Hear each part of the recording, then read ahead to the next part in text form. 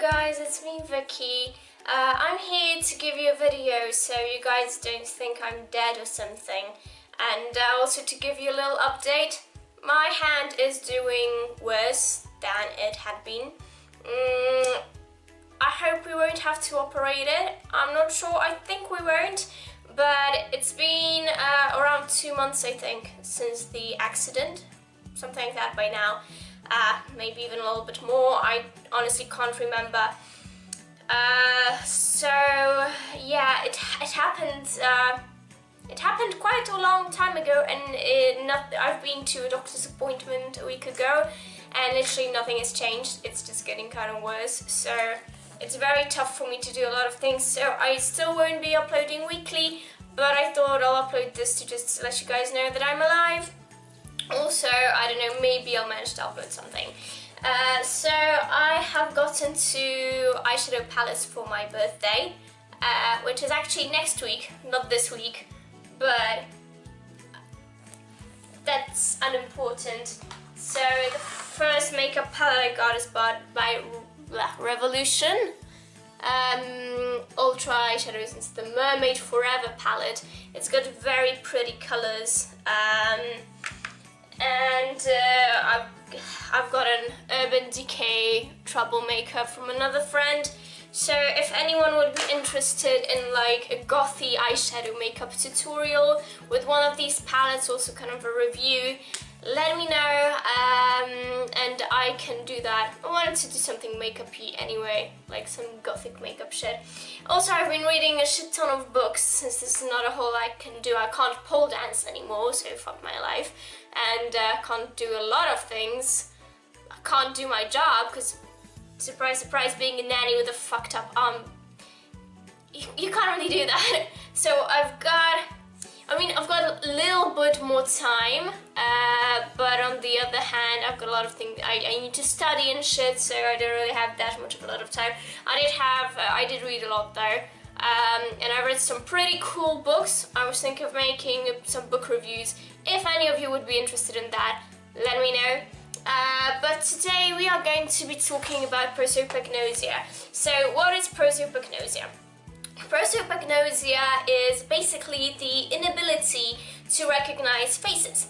And so something you need to know about the brain is that in the brain everything is on a spectrum. It's on a spectrum as in when it comes, for instance, to face recognition, all of us are on some part of the brain face recognition spectrum.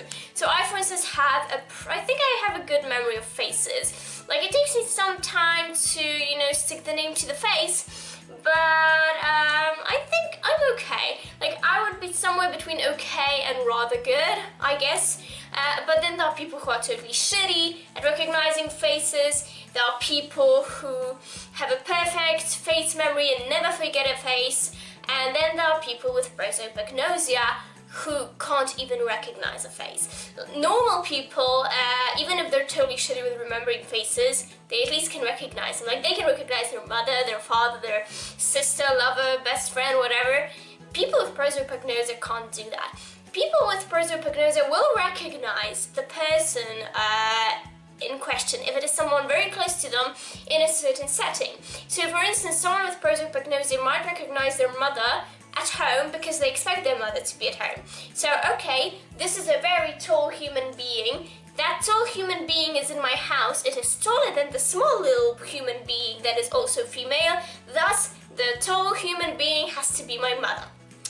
You get it, right? On the other hand, if they went with their mother to a supermarket, then they might not recognize their mother in the supermarket. So for people with prosopagnosia, context matters a lot. As I mentioned, you can recognize your mom at home, but the moment you step out of your home and don't expect her to see you in a certain place, you will not recognize your mother there.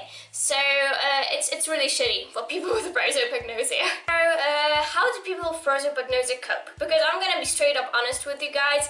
There is no medication for this. There's no helping, and with all the videos I'll be making in this kind of neurobiological series, most of them, like 99%, there is no way you can deal with it, because the fun thing about having a brain injury is that there ain't shit you can do. You can't operate that shit.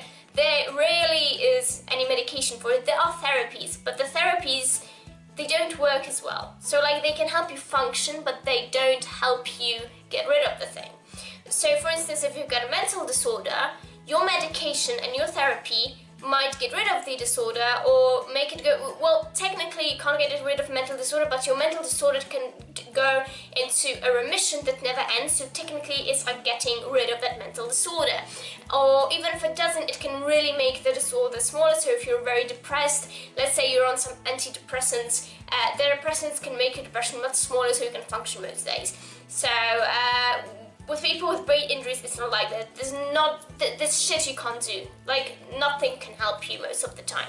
So with prosopagnosia, as with many of the other brain injuries I will be talking about, you can be either born with it or you can get it in your life. So if you're born with it, like I mentioned, there ain't shit you can do. You're kind of screwed, and I'm very sorry for you. Because, like, to us it's just like, okay, face recognition, who needs it? But I don't know. To me, it would be pretty sucky not being able to recognize the person I love, you know? Or, like, I feel like this is something that a lot of people could use against some people, because some people are just fucking shitty. And, you know, you're like, for instance, you can see your boyfriend cheating on you, right? If you're someone like me, with normal eyesight, you go out in public and see your boyfriend kissing another girl, then you know, oh my god, that guy's a douche. He's cheating on me. But if you've got prosopagnosia, like, you can't do that, because you don't know it's your boyfriend, because you don't recognize him, you know? And, like, stuff like that. So, at least in my opinion, having prosopagnosia is fucking awful. Okay, I'm swearing too much in this video. Not that I get monetization anyway, but that's beside the point. So, as I mentioned, you can have it since you were born, and then there isn't anything you can do to help it. Or you can get prosopagnosia due to a severe brain injury, and I will go into the biological context a little bit later, which part of the brain you have to have injured. So, for instance, in a car crash, or if you fall and hit your head really hard, basically you have to injure the part of your brain that is responsible the most for face recognition. And if you do that, you can get prosopagnosia. Now, the good thing about getting prosopagnosia during your lifetime is that if you get it from a brain injury, there is a chance that thanks to neuroplasticity, I can make a video on neuroplasticity if you guys don't know what that is. Thanks to neuroplasticity, your brain can kind of recover from that, so you might suffer from prosopagnosia for, like, I don't know, 3-5 years, but then it might slowly start going away. It doesn't mean it will, but it can go away if you get prosopagnosia from an accident. That is really, really good. But as I mentioned, it's totally awful for people who are born with it, because there's just nothing they can do. There are therapies, and now I'm going to talk about that a bit. So there are ways that people with prosopagnosia can identify the people in their lives. So for instance, generally a good thing is when you have some special features. So for instance, I would be easier for people with prosopagnosia to recognize because I have blue hair. Like, most people don't know people with blue hair, at least not where I live. I mean, there are some people with colorful hair, but blue hair isn't really seen that often. Like, there was a time where a lot of people I knew had blue hair, but not anymore. I'm just the only one left. So I would be easier, maybe not easy, but easier to recognize because I have blue hair. So people with a lot of freckles, for instance, people with unusual hairstyles, maybe, I don't know, one wonky eye, or I don't know, buck teeth or something. When you have something very characteristic on your face that makes you easily recognizable, it's easier for people with prosopagnosia. So that's one thing they use. They also can use the tone of your voice to recognize who you are. They also use the way you walk. Now, this is something very interesting to me, that by seeing you walk, they can recognize you sometimes. Just, you know, your posture and stuff, and that is so cool to me. I remember when I used to live in a house, there were a few people living with me, and when someone went up the stairs, I could tell who's going up the stairs because I could recognize the footsteps. I could recognize whose footsteps sounded like what, and that's so cool to me. So I guess it's similar with people with prosopagnosia, like they have a similar thing going on here. So there are ways for people with prosopagnosia to cope and to, you know, see people, I mean, recognize people in their lives. For instance, if you're meeting someone who has prosopagnosia, you can tell them what you'll be wearing that day, so it's easier for them to find you by the clothes that you're wearing. Generally, just standing out helps them recognize you, but the face features don't really do that much. I don't think I have to say that what's also kind of sad is that, you know, they can't Netflix and chill, or Netflix or anything really. Because for people with prosopagnosia, for instance, watching movies is very, very tiring because they can't keep up with the plot, because they can't recognize the characters, so they don't know who's alive, who's dead, who's the good guy, who's the bad guy. Like, they can't recognize that stuff, you know? So, you know, they can't even watch movies. And I know watching movies isn't super important, but let's be honest, most of us like watching movies, and it's kind of sad when someone can't watch movies at all. So it's estimated that around 2–2.5% of people have prosopagnosia. I'm saying it's estimated because it's very hard to know. Most people with prosopagnosia do not know they have prosopagnosia. So you can be watching this and thinking, wow, she's describing exactly how I felt all my life, only I thought it was normal. Well, no, it's not normal. And if you'd be willing and you think that this is your case, I'll put a link down below to two links actually, one where you can get more information on prosopagnosia, and one to a university that makes experiments and kind of, you know, studies prosopagnosia, so we can learn more about it, you know, so we can help people with prosopagnosia better and maybe cure it one day, you know, stuff like that. So I'll put those links down below. So it's, as I mentioned, not a lot, we don't know because a lot of people with prosopagnosia don't come forward with it because they themselves don't know that they have it. So that's why it's kind of estimated as 2.5%. If you're twins, there's a huge chance your twin is going to have prosopagnosia. Generally, it kind of may run in the family, so if your mother had prosopagnosia, there's a chance you have it, stuff like that. The easiest way to check if you have prosopagnosia is to get an fMRI, because the fMRI may show that there's actually a problem in your brain that causes prosopagnosia, so it's very easy to check. So if you think that you might have prosopagnosia, you should probably get an fMRI and check that shit out. If you think you might have prosopagnosia and you click on one of the links below, you'll probably even get the fMRI for free, or they maybe pay you, because as I mentioned, they study prosopagnosia, they want to know the most about it, so yeah. When it comes to the places in the brain where prosopagnosia exists, it's the fusiform facial area, I think that's what it's called, and if I'll manage in my editing process, I'll kind of put a face, I mean not a face, but like a brain, to show you where the fusiform face area is. And that's the part of the brain that, you know, you gotta injure to, or you have to have, you know, that malfunctions for you to have prosopagnosia. There are also some other parts of the brain that are being kind of tested to see whether they have something to do with prosopagnosia. They might have, but we're not 100% sure. So that's the, I'm going to read, I'm sorry. That's the occipital face area, the ATL face area, PSTS face area, ASTS face area, and IFG face area. I know, it's a lot of face areas.